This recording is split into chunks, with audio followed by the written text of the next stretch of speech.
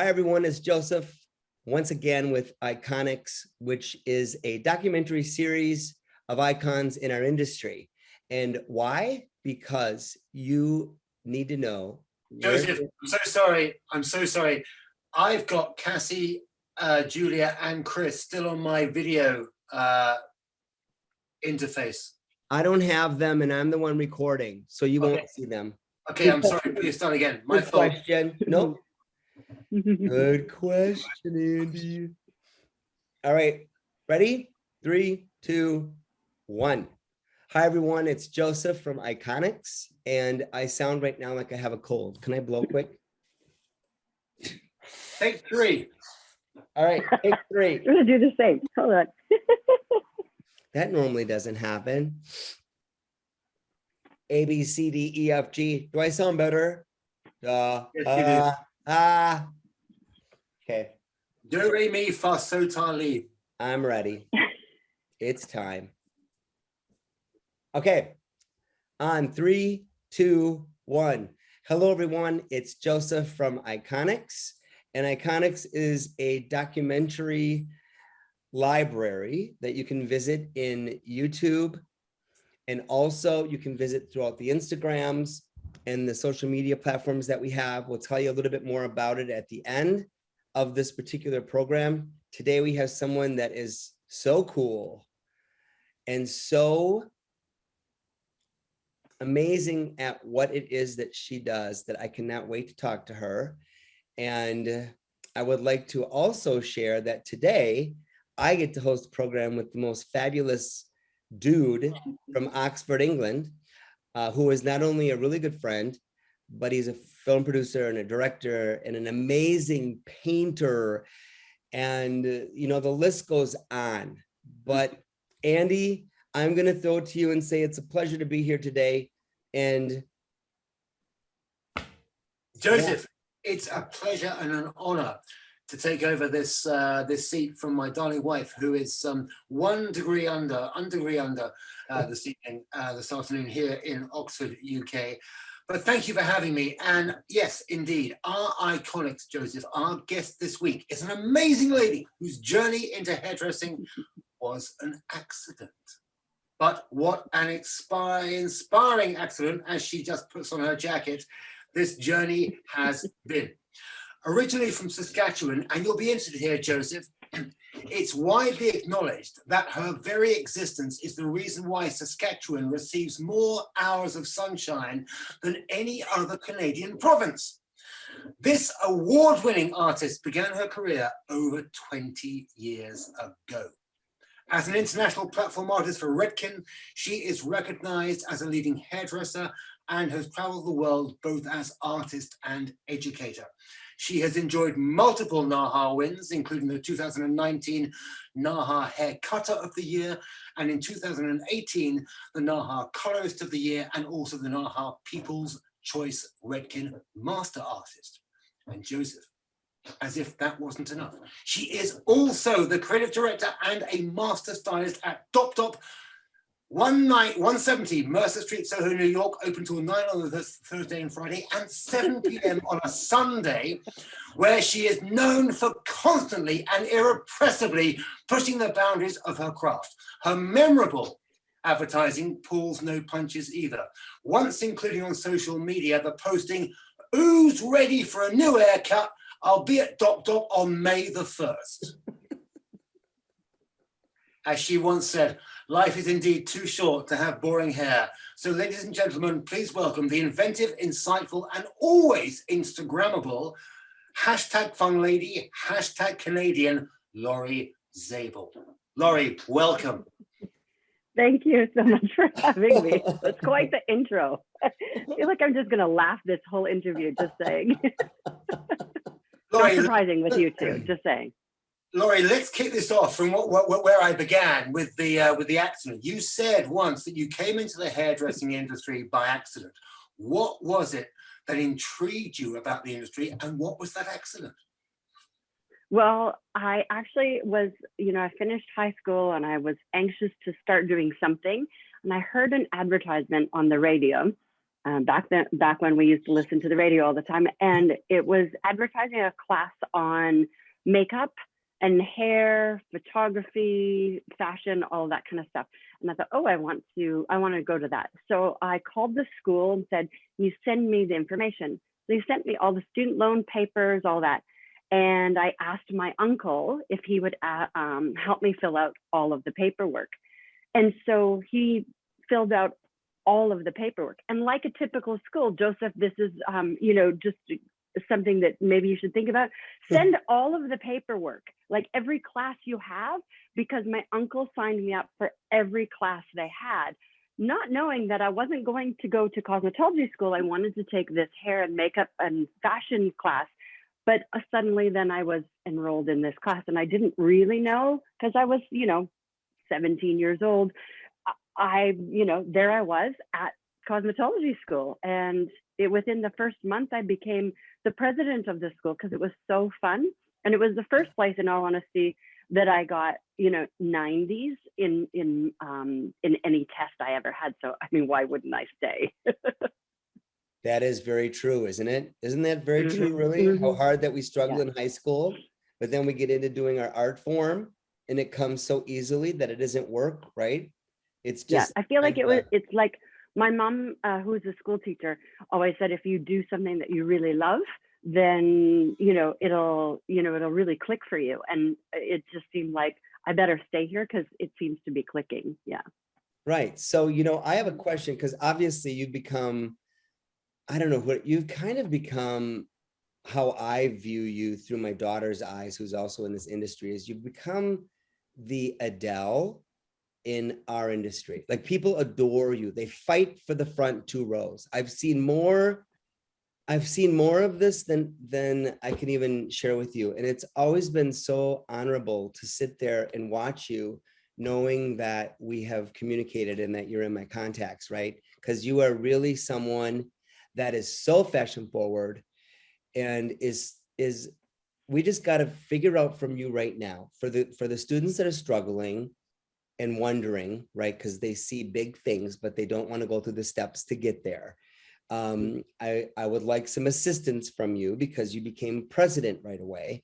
And then from there, what, if any, were any of your struggles while you were going through the program that you were in?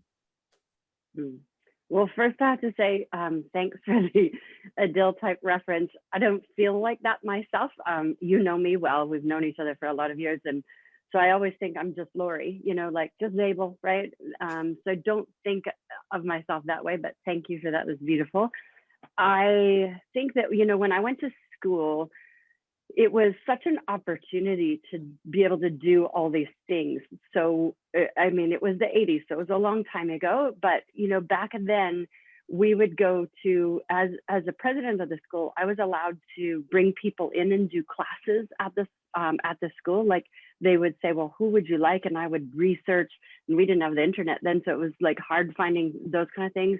We put on programs of everybody together, like every new class that would come in, every 2 months, a new class would come and we'd throw a party.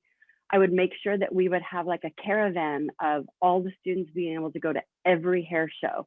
And we went to every hair show. So like every hair show. And oddly enough, every hair show, Joseph, I signed up to be a hair model. Like, I was like, I'll do it. And you should see some of the styles. But anyway, and sometimes I'm sure they didn't pick me because I had really bad hair at the time. But,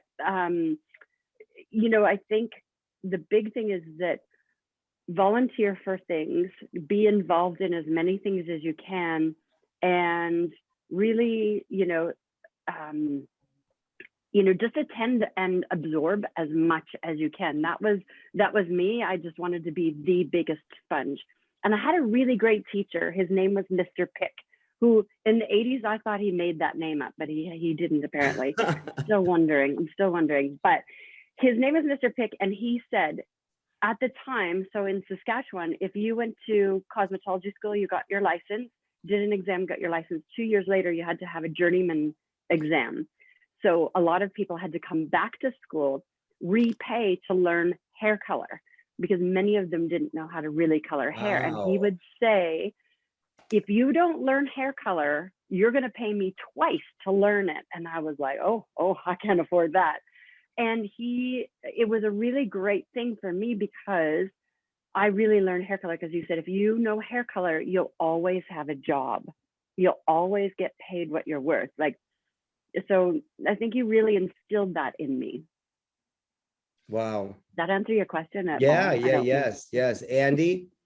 And Lori, so take us back a little bit. So you trained in Saskatchewan, and then, as I understand it from Chris, you had an opportunity to live and work in Australia. Explain that and how all that came about. Well, when I finished about my third year of hairdressing, I went across Canada to work with Chris Barron, and he mentored me, and he actually signed me up for Redken and everything. That's a whole story. But he, one of his best friends is Benny Tugnini, and Benny Tugnini was also one of my biggest mentors. We would always be at shows together and everything. And I had been hairdressing at that point almost 10 years. And I decided I needed to be pushed even more.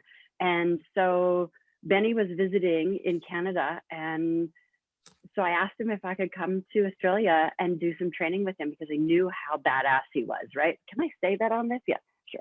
And I just did. So there you go. Bleep it out, Angie. And so I went there, and I'll tell you, the most amazing thing about working there was the whole team was, each of them had a instrumental part of really pushing me. But Benny is that type of person that, lots of people you meet, I always say, like, they open your blinders for you, right? Benny is like one of those people that goes, you don't need those, like, just takes them off, just is like, you don't need to just open up what you're seeing, just completely see it all the way around. And so it really pushed me to step out of everything step out of my own way, even of everything I do. Yeah. So would you say that, leaving Canada, leaving North America and going to a different culture, you were able to absorb in the same way that you were doing back when you were training, but in a different cultural environment? And that gave you so much inspiration to take forward. Would that be right? Yes, definitely. You're in I remember the first 6 months, I couldn't understand even what people were saying, let alone what they meant by it.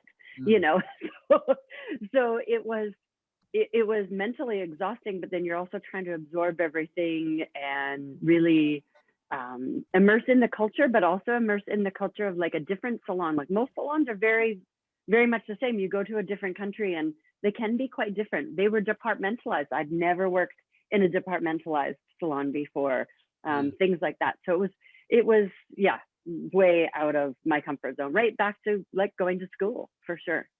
And yet you embraced it. Oh yes, I've always been that kind of person. I think, like, go for it. So, yeah, why not? Why be normal was always my saying growing up. So at what point did you return to North America, and where did you go at that point? I stayed there for a few years, and then I came back. I think, I was missing my family. I was kind of ready to take another step, do something else. So when I came back, oddly enough, I didn't really know where I wanted to go or what I wanted to do. Wasn't quite ready to go like home again to Canada. And so I had the opportunity. Chris and Rita Barron were moving to New York City. And so they were like, are you coming? Yeah. So I followed them, and yeah, it was amazing. Honestly, I thought I was going to move to New York City and live the Sex in the City life. I don't mean like, all the sex part, that would have been great, but the, going to like parties and openings of things and all of that, I think as close as I got to all of that was bought a lot of shoes. So, you know what I mean? But it definitely, again, like how you said, immersed you into a different culture going to Australia. It was like that going to New York as well. Yeah. Wow. Which you embraced once again. And you've been in and out of New York for many years now. Yes. Yep. Yeah. Yeah. I seem to move around a lot. So I want to ask a question. Your inspirations for your NAHAs. Where do you seem to find your inspirations? Is it nature or books or museums, or what is it, Lori? What goes on in your head? I think mostly fashion, Joseph. Like I've always been really into fashion, you know, Mhm. like I used to do a program when I would teach, and we would pull apart like what is the color palette right now, what is the era right now that fashion is pulling, what's the silhouette, and what was the other one? What is the feeling of it, right? So for me, I look at all of that and I start to think like what you know, like of course like nature and you know architecture and all those things are interesting. I've been known to actually do a hair pattern from a pattern that I saw on a piece of carpet in Las Vegas once at a hotel. You know, like I can find inspiration anywhere when I'm looking for it, or just when I need it. It kind of like Sure. George Garcia and I always joke around that, like, you know, I have a fart and the good idea comes out. It's kind of rude, but I hang around with a lot of boys, No, I so like that. that's my language. But you know, so for me, it's mostly fashion. That's where I look to, and then most of the time it's just maybe an accident or just you know, something happens and it's like, oh, that works. So yeah. I like that. Well, it's worked for you. Yes, yeah. So And far. as we know, George Garcia, by his own admission, is the godfather of Redken. So obviously getting So he good would advice know. from him, Laurie. Right. On that note, is there one particular person in your career that has mentored and influenced you the most, or who has inspired you to believe in yourself as an artist? I don't think there's one person, Andy, as you probably know. I mean, you know, obviously Chris Sorby is one of my biggest ones because she is, and I don't just say that because this is her thing, but because if Chris Sorby believes in you and like puts you and like you become her hair colorist and she says, if I can't do it, ask Lori to do it. I mean, obviously that's a, you know, you're just like, okay, you know, you bow down to that. You're like, absolutely, whatever she says, I'll do, right?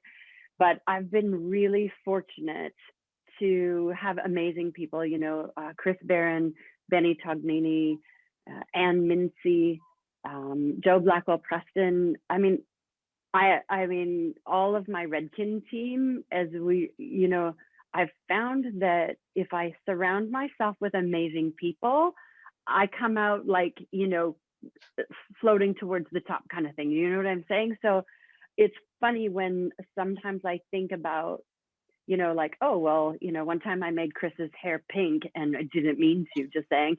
And people are like, oh my God, you made Chris Sorby's hair pink. And I'm like, yeah, because Chris is such a great friend. You know, it's like, yeah, like it, you know, I knew how to change it. I don't panic about those things because these icons are friends of mine. You know what I mean? So for me, I've been that really fortunate person. I want you to know that there's something about you, and I think this is grand because icons all have their moment when they shine. You've shown for a long time, and I don't think you've lost that. And you need to know that there is truly some form of a connection, and I'm not sure what that is. I don't know if you know what it is even, but you have the utmost, what do I say? I mean, you have the utmost. I mean, even talking, I know you know my daughter Kaylee, and when I told her this morning that I was talking to you, just what she said is what that generation says, and I commend you for that. I mean, I really do, because they don't have a lot of icons, and you've truly become their it girl. And I think that is so, I just think it's awesome. I want to thank you so much for what you have brought to the industry in really only 20 years, which is not that long of a period of time when, you know, we don't need to talk about it. But I really want to just ask you these techniques that you come up with, highlighting and foiling placement. You know, that's where my students just, their eyeballs can't be close enough to you on the video. So inspire them by letting them know what is it that intrigues you on the placement and what goes on, what makes that happen. Well, I think that, so truth be told, I've never been a really fast colorist, right? Like never, and not really a good foiler either. So those really even weaves and back-to-back foils. I mean, you know, when, like I always say, if you know, when somebody's getting married and they want that full head of foils, don't come to me because I'm not your girl. But so I have always tried to find techniques to cover the head faster. And so knowing my principles of hair color, like how does that, where does that hair live, is always my thing. Like anybody who's been to one of my class, I say, where does the hair, and people will say live because they remember what I say. I think I repeat myself a lot maybe, but anyway, it's good. I think about that. And so I come up with the ideas of how do you make it something that you can do quickly and have the most effect, and that it grows out really well. Because even long before, probably because maybe I followed Chris for so long way back in the day, long before hair was ever not highlighted right out of the hair follicle, you know what I'm saying? Yeah. I was trying to get people to do that for so long, for years and years, and now they all want to do it, and I kind of want to put it back just to mix things up. But, you know, I always wanted it to grow out nicely. You know, I always wanted it to look good. For me, with my clients, I want it to not only look good the first day I do it, but when they come back, I look at them and go, what am I supposed to do with you? Until I get in there and realize like, oh, well, she and I know what needs to be done, but not everyone else does. So I think that's how I come up with it, like quick, and then it still looks good over time. Yeah. I think that was brilliantly answered. Thank you very much. Thank you. Very well done. Now, Lori, let's rewind all the way back to Oh boy. Canadian, and let's tell me, what did your parents do, and what do you think that you owe them? Oh, well, don't make me all emotional, Andy. Hey, come on. You know, so my mom was a single mom, and she put herself through university and raised us kids. And you know, she was a teacher. She's retired now, but she was a teacher. And actually, many people in my family were teachers. My grandparents were teachers. My aunt's a teacher. My cousin's a teacher. Lots of teachers in my world. And everybody always said, "Are you going to be a teacher?" And I was like, "Oh, heck no, no way." So yeah, and here we are. So, but you know, when I was almost finished high school, I was trying to figure out what I wanted to do. And my mom said, "I don't think you should go to university." And I was like, "What?" Because you think is if your mom's a teacher, that's what she thinks you should do, especially I was the oldest child. And for her to say that, I was like, "Oh, why?" And she said, "I think you'll be bored. I don't think it's, you know, I don't think it's right for you right now. Figure out what you want to do and then go if that's what you want to do." And I think that, and she always said, you know, do what makes you happy. And she was also a very strong woman, you know, very strong, like, you know, very present woman. Like I don't ever remember her studying, yet I was a kid when she went to university. She, you know, she was very present. She like spent a lot of time with us and did things with us and all of that. So, you know, I owe all of those kind of things, becoming a strong woman, first and foremost, to my mom. I have a lot of other influences, you know, to help me along the way with that, but she definitely is, you know, she's my go-to. The best thing is that we're quite close in age. She had me when she was very young, and we have been the best of friends for as long as I can remember. Like she's the first person I tell about things, and the person I go to for all those things. So it's really amazing. Yeah. So Very with lucky. with that in mind, Lori, Mhm. what would you consider the most important lesson that life, personally and professionally, has taught you to date? You know, people always say be yourself, and I guess that's probably it. And I think as you get older, you kind of figure out like, yeah, well, this is what you get. Sorry. You know, I think be yourself, be true to yourself, and yeah, just be, you know, try to be the best of yourself, I guess. Maybe be the best that you can be. Yeah. I love that. I love that. Lori, I'm going to ask you if you can come into my world for just a minute and help me out. Mhm. Sure. I deal with this on a regular basis, Mhm. and I just dealt with it twice last week, where I am approached by parents that inform me that their daughter or son would like to come to my academy, but they feel it's important that they go get a college degree versus a hobby first.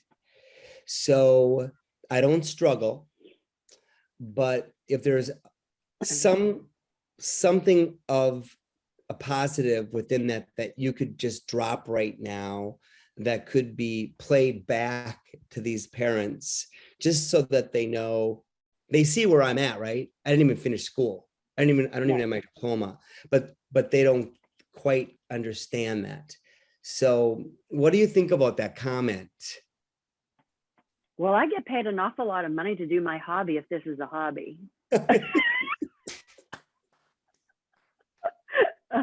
Yeah. My hobby has taken me around the world and paid me to do so. My hobby has you know, introduced me to some of the most amazing people on the planet, has given me the opportunities that I would have never had I just studied from a book and gone to university. I think that I have a PhD in life skills because of this. And, you know, it's funny that like people say, you know, a hobby or whatever. I always say this isn't my profession, this is my obsession. And I got that from Greg Young, another one of my, you know, mentors that really, I mean, really helped me know who I am and, you know, kind of sign up for a million things so that I was able to be a part of so many things. So, yeah. You know, my mom being a school teacher, so she got a university degree. She went and she's, you know, she's done amazingly. I have nothing but amazement about, you know, no words can describe how amazing she is. But I know that within 10 years of being a hairdresser, I was making more money than my mom was making after 20 some years of teaching school. And I don't mean that to go like woo woo, like I make more money than my mom does, but no one really thought that hairdressers could do that. And, you know, and sure, like making money is great, but I have to say, like, if experiences and people that you know and things that you've been able to do in the world, I'd be one of the richest people. I'd be in Forbes right now. I'd be like that, you know, for sure. So, However, Lori, that's what I have to say. however, as you said, Lori, there is no such thing as a free lunch. You've got to work at this. Yes, yes. And hairdressing is, it's hard, Angie. It's really hard, as you can see how hard we work. You know, it's a hard thing, and you do have to love it. But, and you don't have to be a hair nerd. You don't. But if you want to do what we do, you have to be a hair nerd. But you can also work behind a chair and make an amazing living and provide for you and your family and do all the things you want to do if you work at it, just like any other job. But you also get to create and do something different every 30 minutes or every hour or whatever. And for people like us who love to create and do something different and not do the same thing every day, this is it. Lori, what's been your most challenging experience at work? And do you have any anecdotes or stories you can share with us and Joseph's students? My most challenging, probably my own hair, but anyway. um, you know, I have to say, like, a really challenging time for me was once we were at a show, and I was super busy doing another project, and I was also going to do an opening segment for a rack training, so Redken Artist Connection training, so all Redken artists there, and I was going to be at the front of the stage. And because I was doing this secondary project, I didn't have time to prep my model and do all of the things. So somebody else said, I will prep your model, and I will, and let me show you a quick technique, and you could do that one on stage. And I went, okay, fine. So I got on stage and I did this technique that was somebody else's technique. It wasn't my technique. Oh. And I was at the front of the stage. And, you know, like, the best thing is that all Redken artists want you to succeed, like they do, but they also look to you like you're supposed to set a bar. In my opinion, I'm supposed to set a bar. I have to do amazing, all of that. And I futzed and futzed with this hair the whole time. And it probably looked like caca when I was done. And I walked off stage and I was like, and Philip Capobianco, love him, Philip Anthony, he was known as a Redken artist, one of my besties, handed me a gin and tonic and said, here.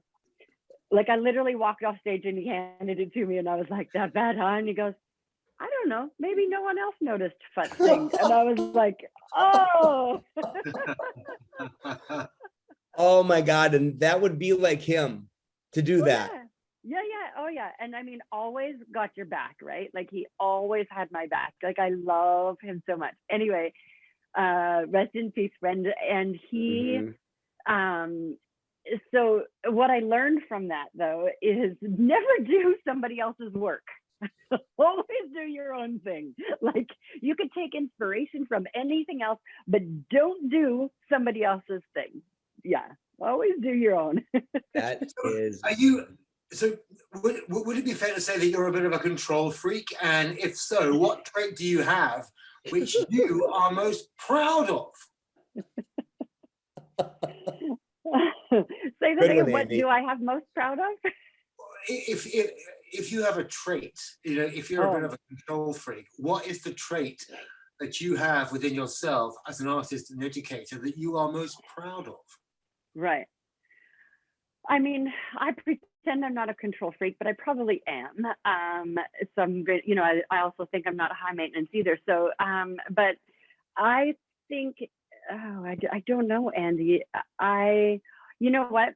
I will not stop until I think it is better than good, that it's great, you know. And I also, you know, in the control freakness, I suppose I would say that I also still think I could do better. You know, it's like I could win the NAHA and I look at the NAHA and then as soon as it's done, I'm like, oh, and everybody's like, you don't like it? And I'm like, well, I would change a few things. And so, you know, that is, I think, part of, you know, but I also think that's part of a creative process. If you're a creative person, you always think you could do more or do better, or maybe that's not a creative thing. Maybe that's just striving to be better at what you do all the time and not settling. Like, people always say, well, you know, that thing you did, and I can never remember what I did because I'm already on to the next thing. So, and I don't think that's a bad trait. No, indeed. But having said that, and again, for the benefit of Joseph's students, just remind us and yourself as what it was like to have been announced as a NAHA winner. Just take us back. Did you jump? I didn't get up right away. I everybody else was jumping up all around me. I was not sure that they really called my name, to be honest. You know, don't think I heard it because everybody around me was yelling. I mean, I had Chris Barron on one side and Suzanne Sturm on the other side, and they were jumping all over me. So I assumed I must have won. It was pretty surreal. You know, I had been a part of a NAHA shoot for many, many other people winning for many, many, many years. And I was actually a finalist many times for the Contessas in Canada for Canadian Hairdresser of the Year. I actually considered myself back in the day the Susan Lucci of Canadian Hairdressing Awards. If you're not old enough to know what I'm talking about, Google it. And so to have won, it was really, yeah, it kind of, I guess in some ways it validates your hard work, but it also propels you to like, okay, now what can I do? You know, it almost pushes you to be like, oh, now I'm going to do even more. Like, yeah, at least that's how I took it. Yeah. That's exciting. That's really, really, really exciting. I mean, amazing. So where's Lori in the next 5 years? It's funny you ask that, because I have been thinking about that in the last month, and really thinking about like what makes me happy and what do I need to do, and that kind of thing. So I'm really starting to, I often start with like the list of what I don't like. It's kind of like how I do consultations. You know, Yeah. I always, with a consultation, I never ask you what do you like with your hair, because I don't want to know that, right? I want to know what you don't like, because I can fix that, right? Yeah. So I'm asking myself, what don't you like? Because I do, like, to me, if I ask myself what I do like, I'm limited to what that is. So I want to ask myself, what don't I like, so that I could take that out of the equation, and then my scope is much bigger, I guess you could say. So I'm not really sure. I feel like I'm not really at a crossroads, because I don't intend to completely change or anything like that, or go a completely different direction. But I do feel like there's something more I'm supposed to be doing right now. Yeah. Not sure what that is yet. I know like how you that said giving that. back is going to be a thing. Yeah. Go ahead. Sorry. No. I like how you said write down the don't likes. That makes more sense, right? Because it does leave you more open to the likes.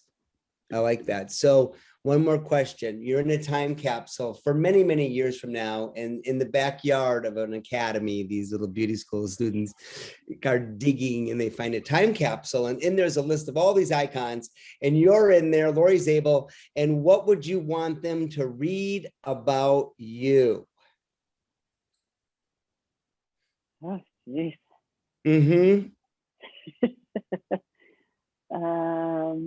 What am I doing on this list?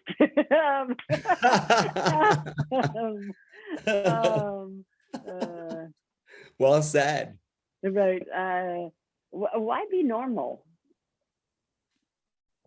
And Lori, what would you inspire a teenager to do to come into the industry now, which is surely very different from when you started off back in the 80s? Yeah, what? No TikTok, no online and everything, right? I would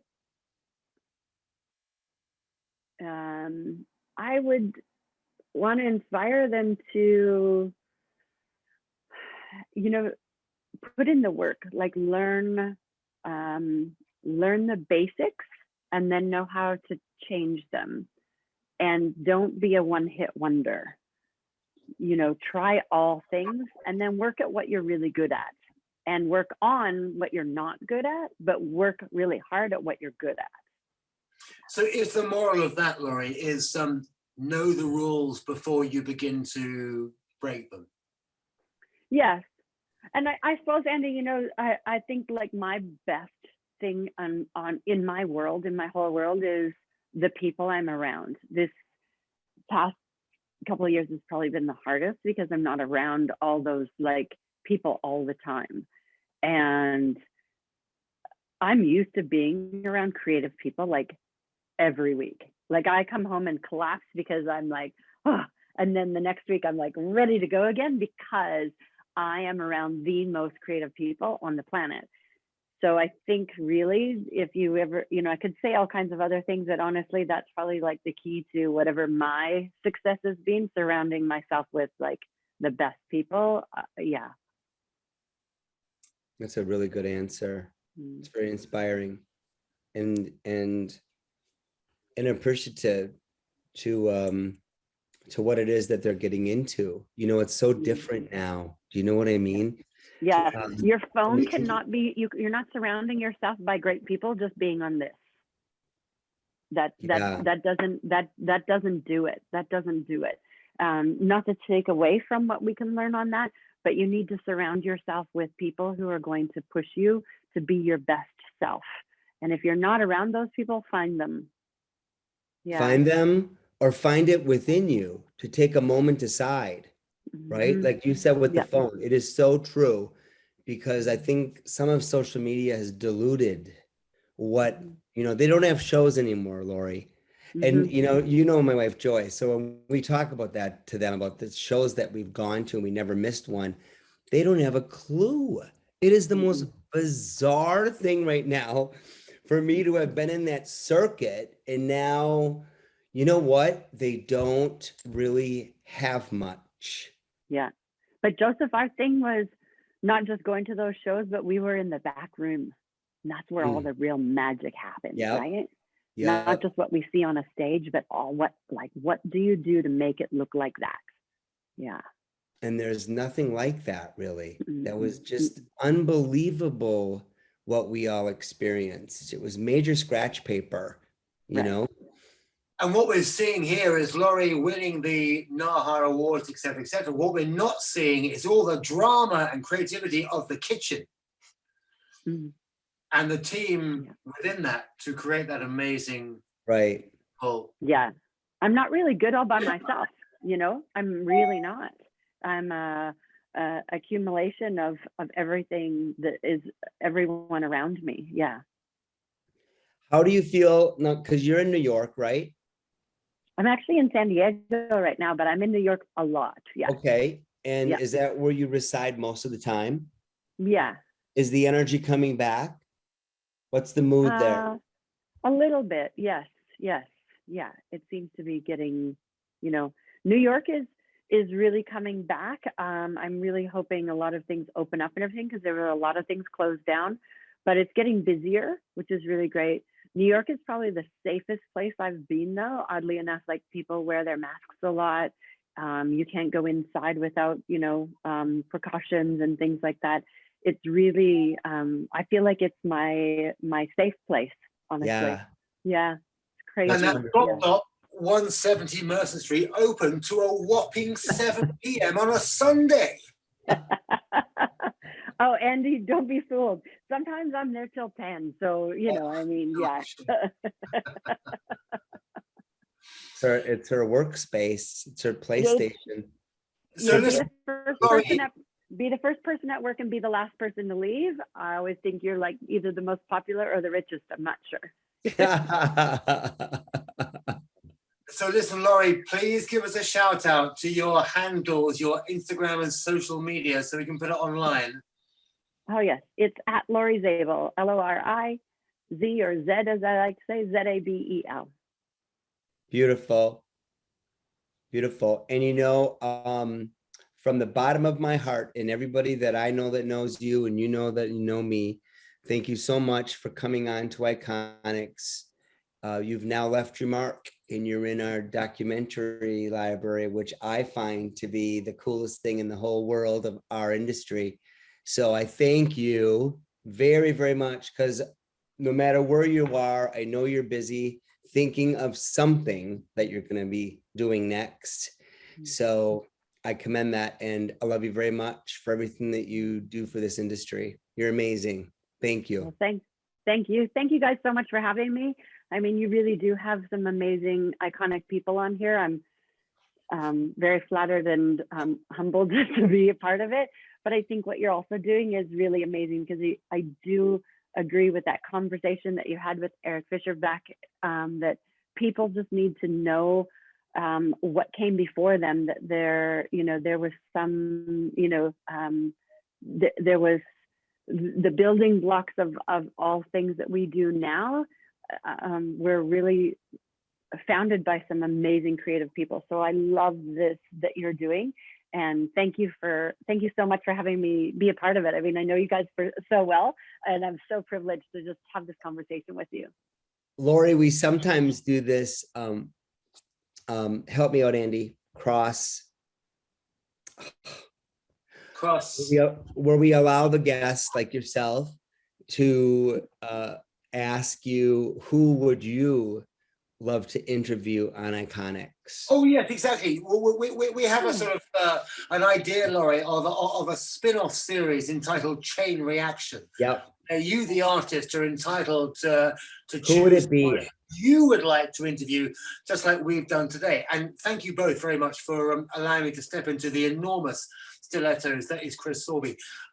Laurie, who would, given the chance, would you like to go into conversation with, just like Chris and Benny did a few weeks ago?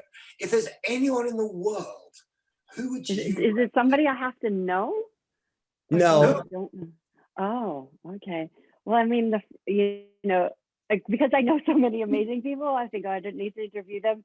But one of my hair heroes, I always call people my hair heroes, I have a lot of them, is Angelo Seminara. I mean, I'm pretty sure he's everyone's hair hero, or if he's not, I mean, that's just because you don't know. And if you Google him, you'll know what I'm talking about. But yeah, I actually have never been starstruck by anybody until I met him, and I was like, hi, I'm Lori. So it may not be a good interview at all, just to say. Well, But, you know what, Andy? Let's see what we can do. Absolutely. We'll keep in the loop, Lori. Joseph, we have that on record now. We will do our best. We will endeavor our best to perhaps set that up. That'd be amazing. We're off. We're off with the goal. All right. All right. Well then, everyone, thanks for tuning in. And remember, there are many more icons documented in our YouTube Iconics Live. So please check them out. Stay in touch. It's for everyone. Actually, it's very entertaining. And as you can see, the industry has quite an amazing amount of building block icons. And thank you, Lori, for being one. Andy, thank you so much. Love to Chris. Yep. And on that note, I say peace, love, and Iconics.